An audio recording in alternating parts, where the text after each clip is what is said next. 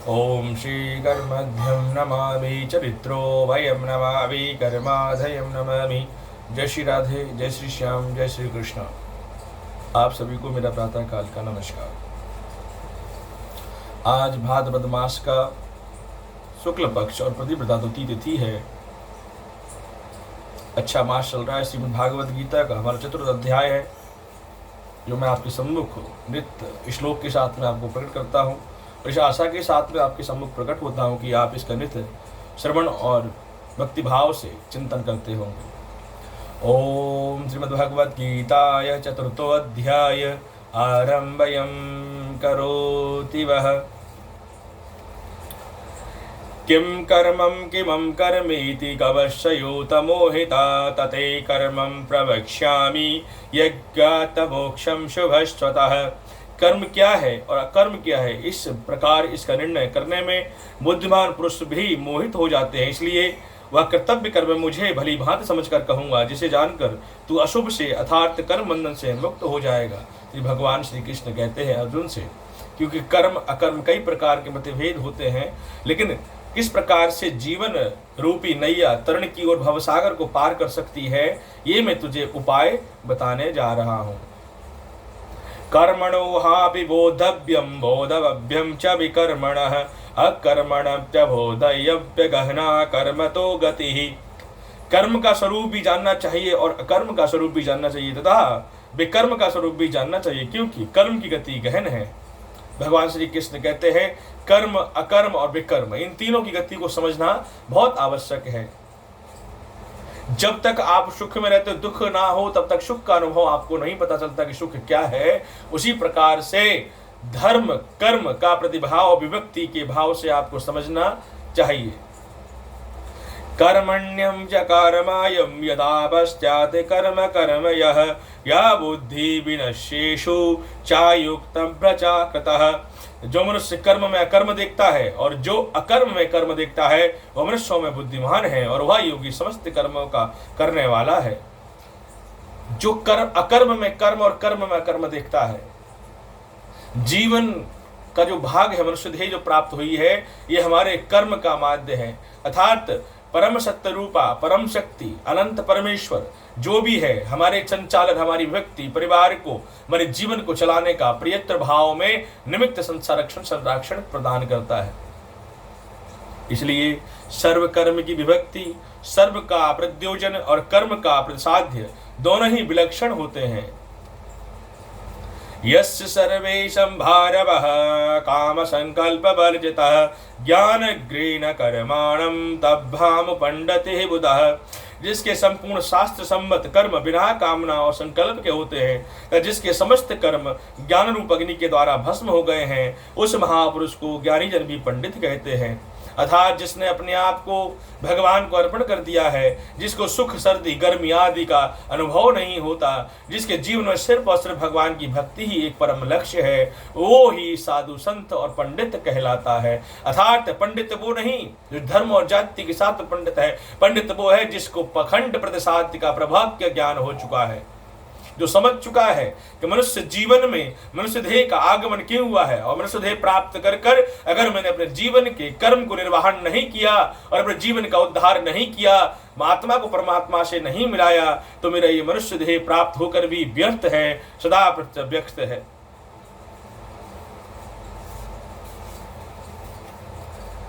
निराया निरत्र निर्माय स्वत्रदाभं परिग्रह शरीरम केहल कर्मभ्यम कुर्वनोक्ते विलय सभ्यम।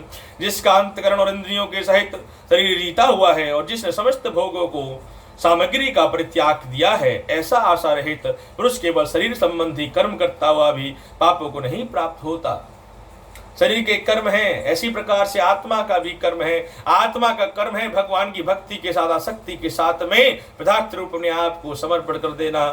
वो शरीर क्या है? माध्यम है। पुल क्या होता है? माध्यम। इस प्रकार इस ओर से दूसरी ओर जाने का एक माध्यम है। उसी प्रकार से शरीर माध्यम है भगवान की भक्ति को प्राप्त करने का। यद्रक्षानथा संसो द्वादीतो वितस्मरः संविद्वाय बद्धंसे चाकृत्वामि निबध्यते। जो बिना इच्छा के अपने आप प्राप्त हुए पदार्थ में सदा संतुष्ट रहता है, जिसमें ईर्ष्या का सर्वथा अभाव हो गया हो, जो हर्ष शोक आदि द्वंद्वों से सर्वथा अतीत हो गया हो, ऐसा सिद्धि और असिद्धि से सम रहने वाला कर्मयोगी कर्म करता हुआ भी उनसे नहीं बनता। अर्थात जिसको जीवन में क्रोध नहीं आता है, जो अहंकार से रहित है, जिसके लोभ मद अहंकार ईर्ष्या घृणा का कोई भाव नहीं होता, जो दोनों स्थिति के अंदर सम स्थिति में रहता हो, अर्थात सुख में भी सुख का अनुभव और दुख में भी सुख का अनुभव होता हो, ऐसा परम भक्त ज्ञानी सद्बुद्धि कहलाता है। गणतसज्ञ गुणातश्चय ज्ञान वृत्तव्यचेतसः यज्ञाचारत कर्मभ्यम समग्र प्राभा प्रजक्षते। जिसकी आसक्ति सर्वथा नष्ट हो गई हो, जो देहाभिमान ममता से रहित हो गया हो, जिसका चित्त निरंतर परमात्मा के ज्ञान में स्थित रहता है, ऐसा केवल यज्ञ संपादन के लिए कर्म करने वाला मनुष्य संपूर्ण कर्म भली भांति विलीन हो जाते हैं। जिसका लक्ष्य जीवन में सिर्फ और सिर्फ भगवान की भक्ति है, जिसके हृदय में काम लोभ मद अहंकार ईर्ष्या घृणा नहीं है, इन शब्दों का प्रभाव बहुत महत्वपूर्ण है। जब तक आपके हृदय में, जब तक आपके मन में, चरित्र हृदय में जब तक इन चीजों का आसक्ति का आभास है, तब तक आप भगवान की भक्ति को प्राप्त नहीं कर सकते।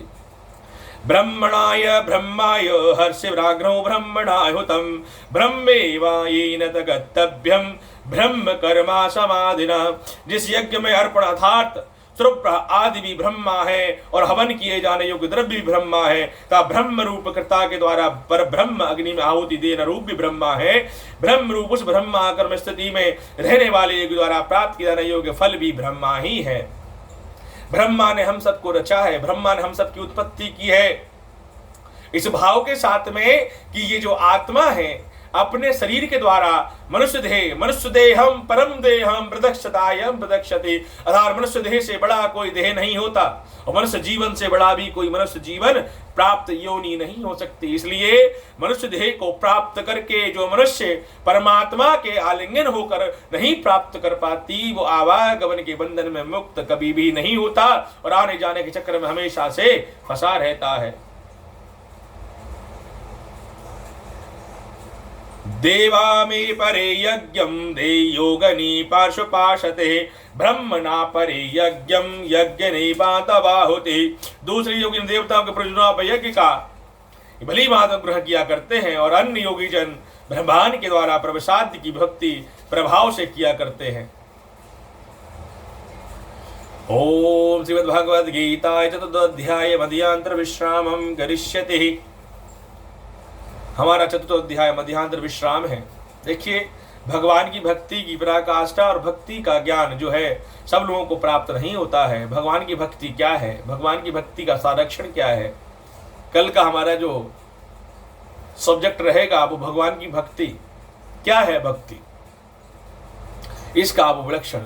हालांकि श्रीमद् भागवत गीता में भक्ति कर्म ज्ञान अभिज्ञान सारी बातों का पूर्ण तरीके से अच्छे से विस्तारण किया गया है, लेकिन हमारे और आपके जीवन में भगवान की भक्ति को हमने कर्म समझ के रखा है कि हम जो कर्म करते हैं। इसलिए भक्ति क्या है, भक्ति की पराकाष्ठा क्या है, भक्ति का कर्म क्या है, इन सब का परो ज्ञान आपको प्रातःकाल सुबह आपसे मुलाकात होगी, तब आपको भगवान की भक्ति का मार्ग विस्तृत करके बताएंगे।